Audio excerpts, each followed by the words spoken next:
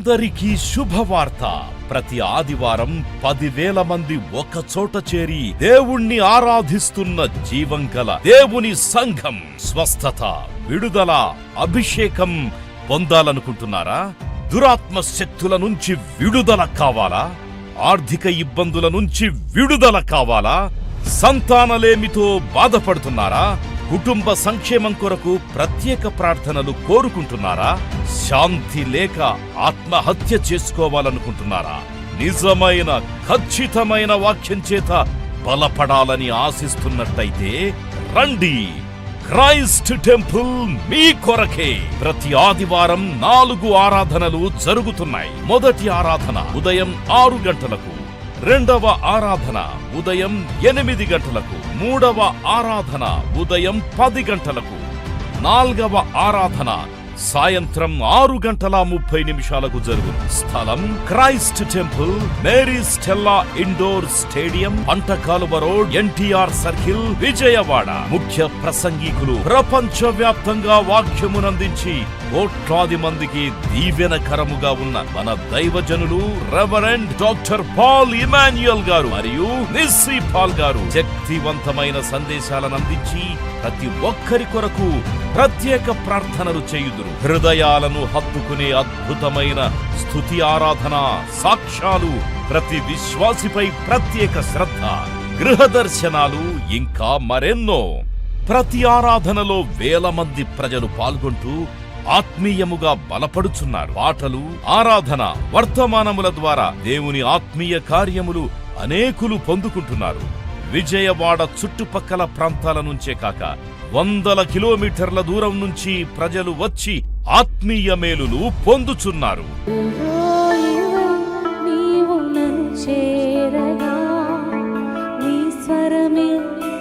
నాకు ధైర్యమిచ్చెను.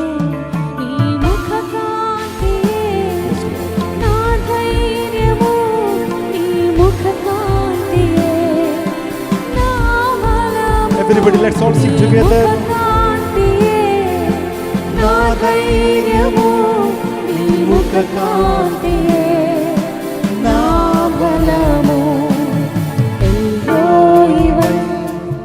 నన్ను చూడగా నీ దర్శనమే నా బలమాయెను. Shall we all sing together? నీవు నన్ను చేరగా నీ స్వరమే నాకు ధైర్యమిచ్చెను. చేతులు పైకెత్తి. నీ ముఖ కాంతియే నా ధైర్యము, నీ ముఖ కాంతియే నా బలము. Come on church, let's all sing it together. నా ధైర్యము, నీ ముఖ కాంతియే నా బలము. అవునయ్యా, thank you Lord for your presence.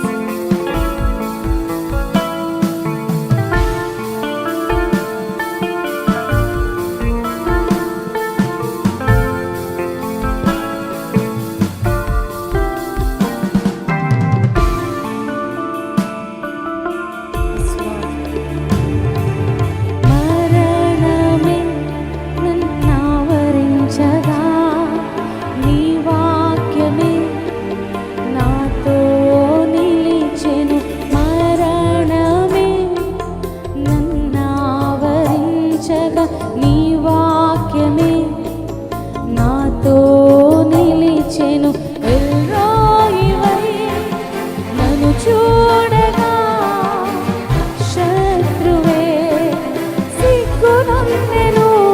నీ ముఖ కాంతియే నా ధైర్యము, నీ ముఖ కాంతియే నా బలము. నీ ముఖ కాంతియే ఎలుగెత్తి నా పాడదాం. ధైర్యము, Louder. నీ ముఖ కాంతియే నా బలము. నీ నీడలోన, నీ జాడలోన బ్రతుకంత సాగాలని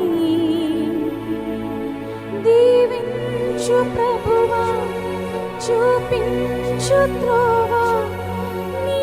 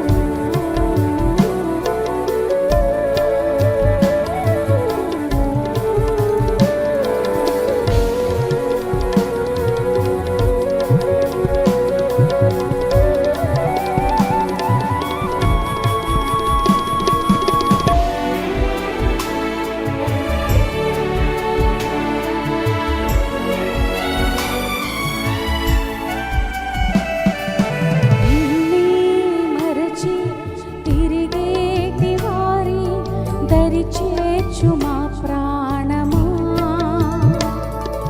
ప్రేమే నీవై వెలిగేటి దేవా చేయూతనందించుమా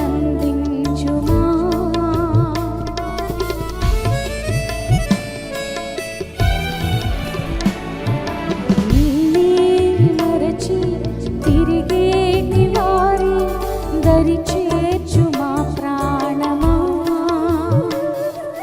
ప్రేమే నీవై వెలిగేటి దేవా చేయూతనందించుమా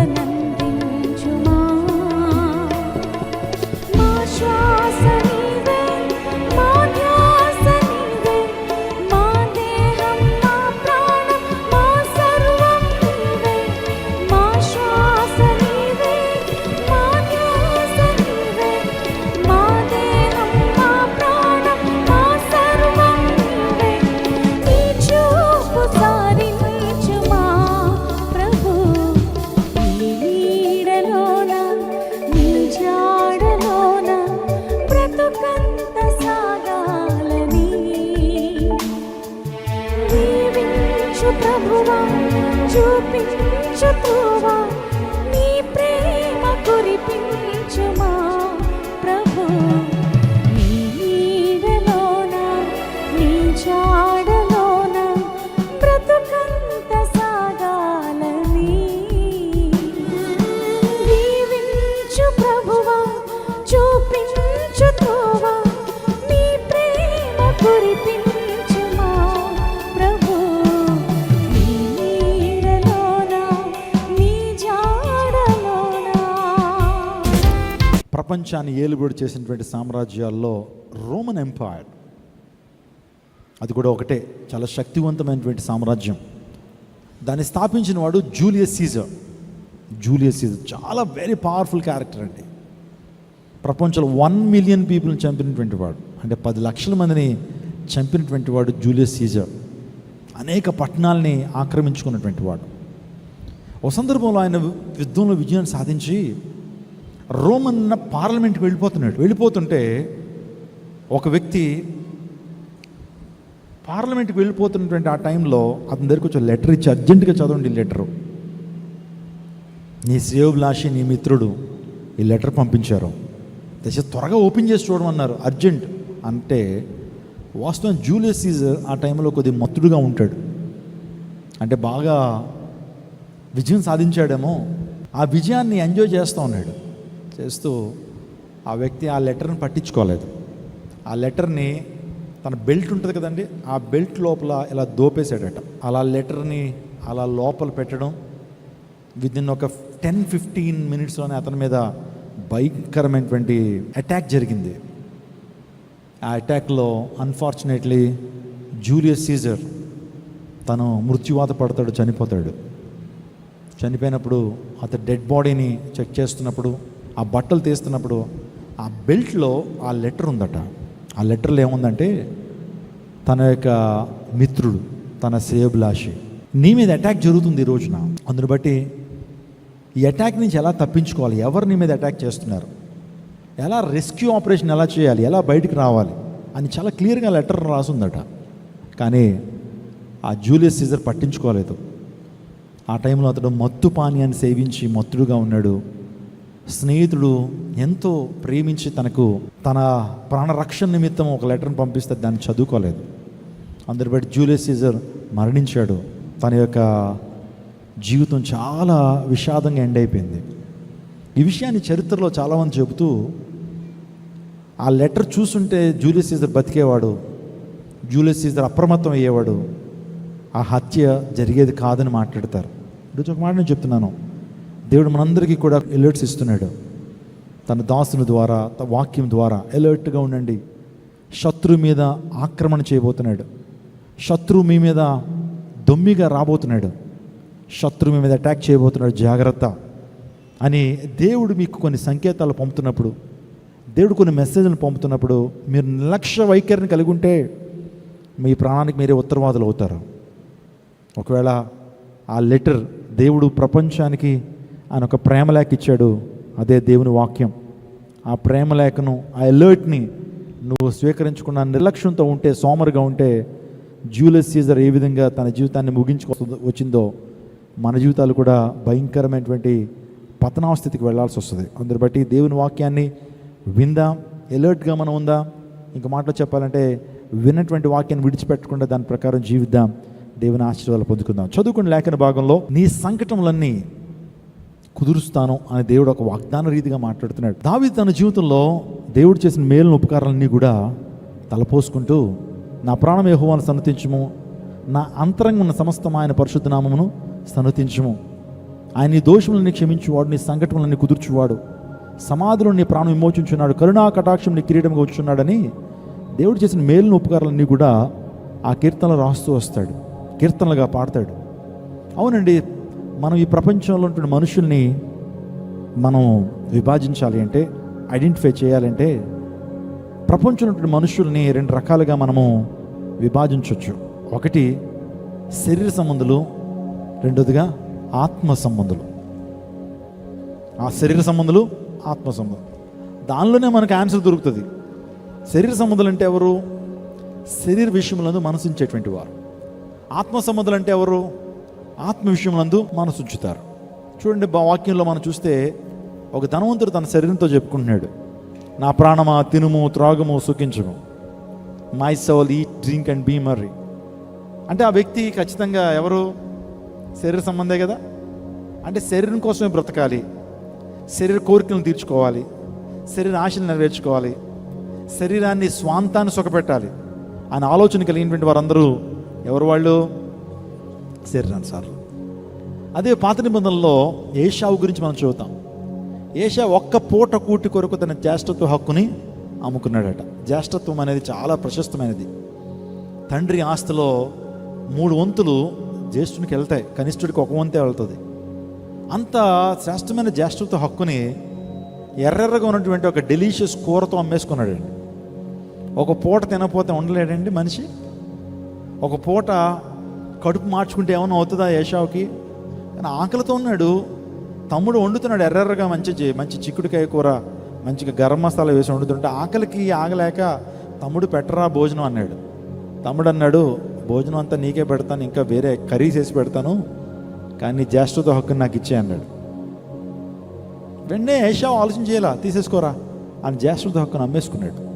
అందులో బట్టి దేవుని లేఖనం ఏం చెప్తుందంటే, ఏషావు భ్రష్టుడని దేవుని లేఖనం టైటిల్ ఇచ్చింది, ఏషావు వ్యభిచారిని దేవుని లేఖనం టైటిల్ ఇచ్చింది. ఒక పూట కూటి కొరకు తన యొక్క జ్యేష్ఠత్వ హక్కును అమ్మివేసిన ఏసావు వంటి భ్రష్టుడైనను వ్యభిచారి అయినను ఉండునేమో అని జాగ్రత్తగా చూచుకునుడి. ఏషావు ఎవరు? శరీర సంబంధి. ఇంకా ఆత్మ సంబంధం గురించి మాట్లాడారంటే, సో దేవుడు అబ్రహాము గురించి మాట్లాడుతూ, అబ్రహాము నా స్నేహితుడు. అబ్రహాం ఎవరు? స్నేహితుడు. దేవునికి స్నేహితుడు అవడం అంటే ఎంత గొప్ప దీవెన, ఎంత గొప్ప ఆశీర్వాదం మీరు ఆలోచన చేయండి. దావీదు నా హృదయానుసారుడు. అదే రీతిగా కృత నిబంధనలో యోహాను గురించి చెప్తూ, అతడు మండుచూ ప్రకాశించున్న దీపం. వీళ్ళు ఆత్మ సంబంధులు. వీళ్ళు నిజంగా దేవుణ్ణి సంతోషపెట్టేటువంటి వారు, దేవుని పేరు నిలబెట్టేటువంటి వారు ఆత్మ సంబంధులు. ఇప్పుడు నువ్వు ఆత్మ సంబంధిగా ఉన్నావా, శరీర సంబంధిగా ఉన్నావా? ఆలోచన చేయండి. ఆత్మ సంబంధిగా ఉండాలనే దేవుడు తన రక్తం చేత మనల్ని కడిగాడు, పిలుచుకున్నాడు. ప్రజలు నిన్ను చూస్తున్నప్పుడు నువ్వు శరీర సంబంధం అంటారా, ఆత్మ సంబంధి అంటారా? ఆలోచన చేద్దాం. ఇక్కడ నీ సంకటంలో నీకు కుదర్చబడాలి అంటే రోగాలు, దేవుడు మన రోగాలను ఏం చేస్తాడు? కుదుర్చేటువంటి దేవుడు. ఈరోజున WHO, వరల్డ్ హెల్త్ ఆర్గనైజేషన్, వ్యాధులన్నీ కూడా వాళ్ళు తీసుకుని దాని మీద అధ్యయనం చేస్తుంటారు. వ్యాధులకు మందులు కనబెడతా ఉంటారు. పాండమిక్ డిసీజెస్, ఎపిడమిక్ డిసీజెస్ గురించి రీసెర్చ్ చేస్తుంటారు WHO. ఎక్కువగా మనకి కరోనా టైంలో ఎక్కువగా ఆర్గనైజేషన్ గురించి మనం విన్నాం. వరల్డ్ హెల్త్ ఆర్గనైజేషన్ నివేదికలు మనం చూస్తుంటాం. వరల్డ్ హెల్త్ ఆర్గనైజేషన్ ఒక అద్భుతమైన విషయాన్ని చెప్పినప్పుడు ఆశ్చర్యపోయాను నేను. ఏంటంటే, ఈ వ్యాధులన్నీ కూడా కేటగరైజ్ చేస్తే, వ్యాధులన్నీ కూడా కొన్ని విభాగాలు చేస్తేనట అవి 39 విభాగాలు అయినాయట. అంటే వ్యాధులన్నీ కూడా ఒక రోగాన్ని ఒక్కొక్క ప్రత్యేకమైన కేటగరైజ్ చేస్తే, ఒక గుంపులుగా చేస్తే, ఫర్ ఎగ్జాంపుల్ ఫ్లూకి సంబంధించినటువంటి రోగాలు, అది బర్డ్ ఫ్లూ కావచ్చు, ఆంథ్రాక్స్ కావచ్చు, కరోనా కావచ్చు, ఈ యొక్క ఫ్లూస్ సంబంధించినవన్నీ కూడా ఒక గ్రూప్ చేస్తే, అదే చర్మ వ్యాధులన్నీ కూడా ఒక గ్రూప్ చేస్తే, అది కిడ్నీ సమస్యలన్నీ కూడా ఒక గ్రూప్ చేస్తే, ఆ వ్యాధులన్నీ ఇలాగా 39 గ్రూప్స్ వచ్చినాయట. నాకు వెన్న మాట వినగానే దేవుని లేఖనం గుర్తొచ్చింది. యెషయా గ్రంథం 53వ అధ్యాయంలో ఆయన పొందిన దెబ్బల చేత మనకు స్వస్థత కలుగుచున్నది. By his wounds we are being healed. ఆయన పొందిన దెబ్బల చేత స్వస్థత. ప్రభువారు ఎన్ని దెబ్బలు పొందారు ఆయన? 1 తక్కువ 40, అంటే ఎంత? 39. ఇక WHO ఎన్ని డిపార్ట్మెంట్స్ ఇచ్చారు వ్యాధులు అంటే? దేవుని లేఖనం ఏం చెప్తుంది? ఆయన ఒక్కొక్క విభాగం గురించినటువంటి వ్యాధుల కొరకు ఒక్కొక్క దెబ్బ ఆయన తిన్నాడు. ఆయన పొందిన దెబ్బల చేత మనకు స్వస్థత. స్తోత్రం చెప్పండి, హల్లెలూయా. నా ప్రియదేవుచునాగమా, దేవుని లేఖనాలు ఏం చెప్తున్నాయి? స్వస్థత గురించి దేవుని లేఖనాలు ఏం చెప్తున్నాయనంటే, దేవుడు ఆయన పొందిన దెబ్బల చేత మనకు స్వస్థత అని యెషయా గ్రంథము 53వ అధ్యాయం 5వ వచనంలో మనం చదువుతాం. అదే మనందరికీ తెలిసిన మాట నిర్గమాకాండము 15వ అధ్యాయం 20వ వచనంలో, నువ్వు నా మాటను అంగీకరిస్తే, నా ఆజ్ఞల ప్రకారం జీవిస్తే, నీవు నా శాసనాల్ని, నా యొక్క కట్టడల్ని అనుసరించి నడిచిన ఎడలా ఐగుప్తీయులకు కలిగేటువంటి ఏ రోగము ఏది మీకు రానియను. ఒకవాడు వచ్చినా నేను స్వస్థపరిచే యెహోవాను నేనే. Hour God is the supreme healer అని స్వస్థపరిచేటువంటి దేవుడు. నేను స్వస్థపరిచే యెహోవా నేనే వాగ్దానం చేశాడు. అదే రీతిగా ద్వితీయోపదేశకాండం 32వ అధ్యాయము 39వ వచనాన్ని కూడా చదువుకుందాం ఒకసారి. ద్వితీయోపదేశకాండం 32వ అధ్యాయం 39వ వచనం. ఇదిగో నేనే దేవుడును, నేను తప్ప వేరొక దేవుడు లేడు. మృతి నొందించువాడును బ్రతికించువాడును నేనే. గాయపరచువాడును స్వస్థపరచువాడు నేనే. నా చేతిలో నుండి విడిపించువాడు ఎవడును లేడు. సార్వభౌమ అధికారం కనుక దేవుడు మాట్లాడుతున్నాడు. నేనే దేవుడును, మిమ్మల్ని మృతి పొందినుంచువాడు నేనే. నా ఆజ్ఞ లేకుండా ఏ ఒక్కరు ఈ లోకాన్ని విడిచిపెట్టి వెళ్ళరు. నా ఆజ్ఞ లేకుండా ఏ ఒక్కరు తమ తనువును చాలించరు. నేనే మృతి నొందించేటువంటి వాడిని, జీవాన్ని ఇచ్చేటువంటి వాడిని నేనే. గాయాన్ని చేసేటువంటి వాడిని నేనే, గాయాన్ని కట్టేటువంటి వాడిని నేనే అని దేవుడు తన అధికారంతో మాట్లాడుతున్నాడు. అవును, ఆయన స్వస్థపరిచేటువంటి దేవుడు. ప్రైజ్ గాడ్, హల్లెలూయా. ఇర్మియా గ్రంథం 17వ అధ్యాయం 14వ వచనం కూడా చూద్దాం. యెహోవా, నీవు నన్ను స్వస్థపరచుము, నేను స్వస్థత నొందుదును. నన్ను రక్షించుము, నేను రక్షింపబడుదును. చూడండి, యెహోవా నీవు నన్ను స్వస్థపరచుము, నేను స్వస్థ నొందును. నన్ను రక్షించుము, నేను రక్షింపబడుదును. నేను నిన్ను స్తోత్రించుటకు నీవే కారణభూతుడు. మై చర్చ్ గ్రంథము 33వ అధ్యాయం ఆలోచన కూడా చూద్దాం. నేను దానికి ఆరోగ్యమును స్వస్థతను మరలా రప్పించుచున్నాను. వారిని స్వస్థపరచుచున్నాను. వారికి సత్య సమాధానములను సమృద్ధిగా బయలుపరచదు. ప్రభు మనకు ఆరోగ్యాన్ని ఇచ్చేటువంటి దేవుడు, స్వస్థపరిచేటువంటి దేవుడు, ఈజ్ ఎ సుప్రీం హీలర్. దేవుడు ఎందుకు మనకు ఆరోగ్యాన్ని ఇచ్చేటువంటి దేవుడు అంటే, ఆయన అన్ని రోగం నయం చేయడానికి ఆయన సమర్థుడు. Is able to heal every kind of disease that you are facing, that you are having. మనకు కలిగిన ప్రతి రోగం నుంచి ప్రభువును స్వస్థపరచడం సమర్థుడా కాదా? Is able to protect us, is able to save us, is able to heal us, is able to give us eternal life, is able to bless us. ఆయన మనల్ని స్వస్థపరచడానికి, విడుదల చేయడానికి, మన మీద కనికరం చూపించడానికి, మనల్ని ఆశీర్వదించడానికి ఆయన సమర్థుడు. Is able.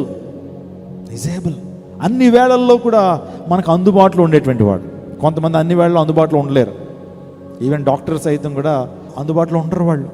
కొంతమంది దైవ సేవకులు అందుబాటులో లేని మనుషులుగా అన్ని సందర్భాల్లో అందుబాటులో ఉండలేం.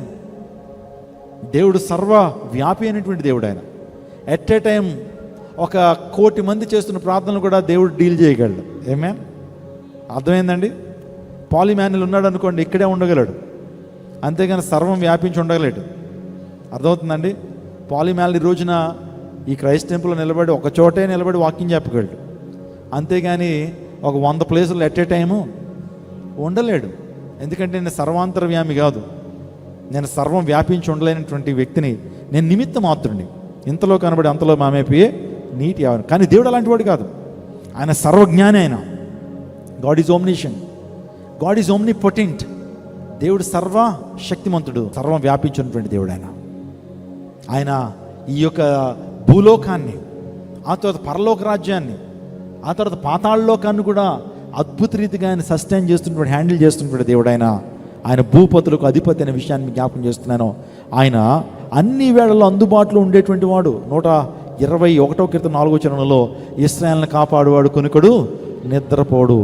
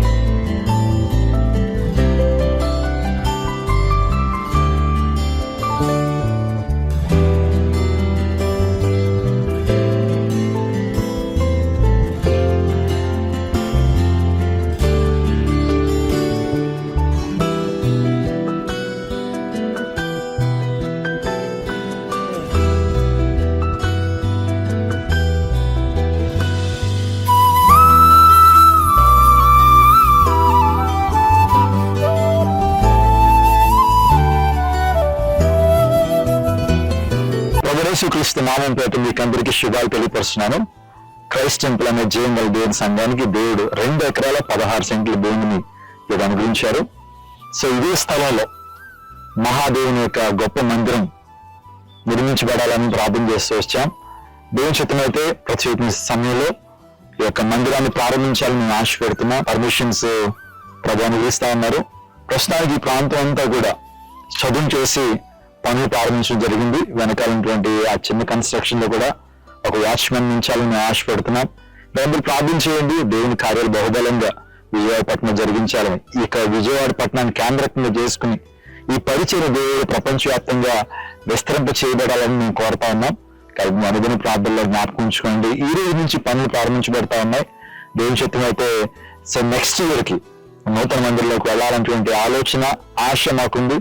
దేవుడు మన ఆశను తీర్చాలని మీ ప్రార్థనలో జ్ఞాపకం చేసుకోవాల్సిందిగా ప్రభు పేట మనం చేస్తున్నాను. దేవుడు మన విజయవాడిని దీవించును గాక. ఆమేన్, ఆమేన్.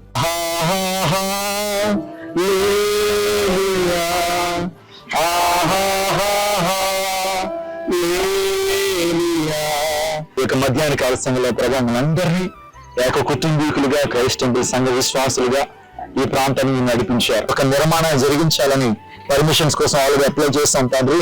వాటిని మీరు ఇస్తున్నారు, మీకు స్తోత్రాలు. మీ చిత్తమైతే ప్రభు ఈ రోజు ఈ యొక్క ప్రాంతం అంతా కూడా మేము చదువు చేస్తున్నాం. ఈ ప్రాంతంలో ప్రార్థన చేస్తున్నాం. అధికారులతో మీరు మాట్లాడండి, ప్రజా పరిపాలకులతో మీరు మాట్లాడండి. ఈ ప్రాంతం అంతా మీ మహిమతో నింపండి. మీకు స్తోత్రాలు తెలియపరుస్తూ మీకే మహిమ తెలుస్తూ యేసు శక్తి కలిగిన నామములో వేడుకుంటున్నాం తండ్రి.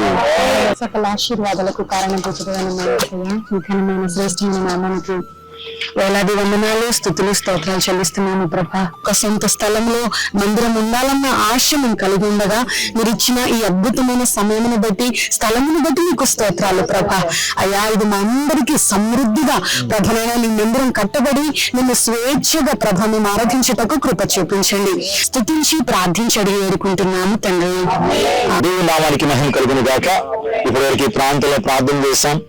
దేవుని యొక్క మహిమ ఈ ప్రాంతానికి దిగి వచ్చిందని నేను నమ్ముతున్నాను. అతి త్వరలో ఈ ప్రాంతంలో చర్చ్ మాత్రమే కాదు, ఒక ఆర్ఫనేజ్, ఒక శ్రేష్ఠ ఫౌండేషన్ లో బిల్డింగ్, ఆ తర్వాత ఒక వంటశాల, ఒక డైనింగ్ హాల్, ఇంకా అనేకమైనటువంటి ప్లాన్స్ ఉన్నాయి. కాబట్టి మీ అందరూ ప్రార్థన చేయండి. మీ అనుదిన ప్రార్థనలో దయచేసి ఈ క్రైస్ట్ టెంపుల్ దాని నిర్మాణం జ్ఞాపకం చేసుకోవాల్సిందిగా ప్రభుత్వం చేస్తున్నాను.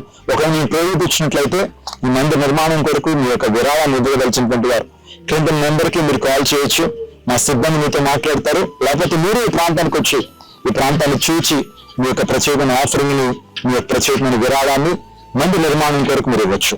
దయచేసి ఈ విషయాన్ని మీ యొక్క అనుదిన ప్రార్థనలో జ్ఞాపకం చేసుకోవాల్సిందిగా ప్రభువు ప్రకటన చేస్తున్నాను. దేవుడు మన విజయవాడ పట్టణాన్ని దీవించును గాక. దేవుడు మన భారతదేశాన్ని దీవించును గాక. ఆమేన్.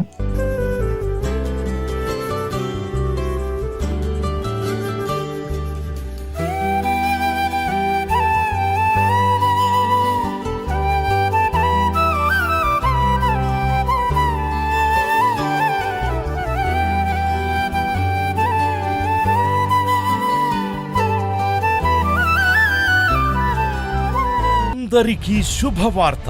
ప్రతి ఆదివారం 10,000 మంది ఒక చోట చేరి దేవుణ్ణి ఆరాధిస్తున్న జీవం గల దేవుని సంఘం. స్వస్థత, విడుదల, అభిషేకం, పొందాలనుకుంటున్నారా? దురాత్మ శక్తుల నుంచి విడుదల కావాలా? ఆర్థిక ఇబ్బందుల నుంచి విడుదల కావాలా? సంతానలేమితో బాధపడుతున్నారా? కుటుంబ సంక్షేమం కొరకు ప్రత్యేక ప్రార్థనలు కోరుకుంటున్నారా? శాంతి లేక ఆత్మహత్య చేసుకోవాలనుకుంటున్నారా?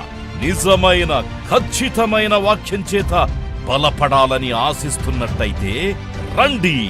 క్రైస్ట్ టెంపుల్ మీ కొరకే. ప్రతి ఆదివారం 4 ఆరాధనలు జరుగుతున్నాయి. మొదటి ఆరాధన ఉదయం 6 గంటలకు, రెండవ ఆరాధన ఉదయం 8 గంటలకు, మూడవ ఆరాధన ఉదయం 10 గంటలకు, 4వ ఆరాధన సాయంత్రం 6:30 జరుగును. స్థలం Christ temple, Mary Stella indoor stadium, పంటకాలువ road, NTR circle, Vijayawada. ముఖ్య ప్రసంగికులు ప్రపంచవ్యాప్తంగా వాక్యమునందించి కోట్లాది మందికి దీవెనకరముగా ఉన్న మన దైవజనులు రెవరెండ్ డాక్టర్ పాల్ ఇమాన్యుయల్ గారు మరియు నిస్సీ పాల్ గారు శక్తివంతమైన సందేశాలను అందించి ప్రతి ఒక్కరి కొరకు ప్రత్యేక ప్రార్థనలు చేయుదురు. హృదయాలను హత్తుకునే అద్భుతమైన స్తుతి ఆరాధన సాక్ష్యాలు, ప్రతి విశ్వాసిపై ప్రత్యేక శ్రద్ధ, గృహ దర్శనాలు, ఇంకా మరెన్నో. ప్రతి ఆరాధనలో వేల మంది ప్రజలు పాల్గొంటూ ఆత్మీయముగా బలపడుచున్నారు. పాటలు, ఆరాధన, వర్తమానముల ద్వారా దేవుని ఆత్మీయ కార్యములు అనేకులు పొందుకుంటున్నారు. విజయవాడ చుట్టుపక్కల ప్రాంతాల నుంచే కాక 100 కిలోమీటర్ల దూరం నుంచి ప్రజలు వచ్చి ఆత్మీయ మేలులు పొందుచున్నారు.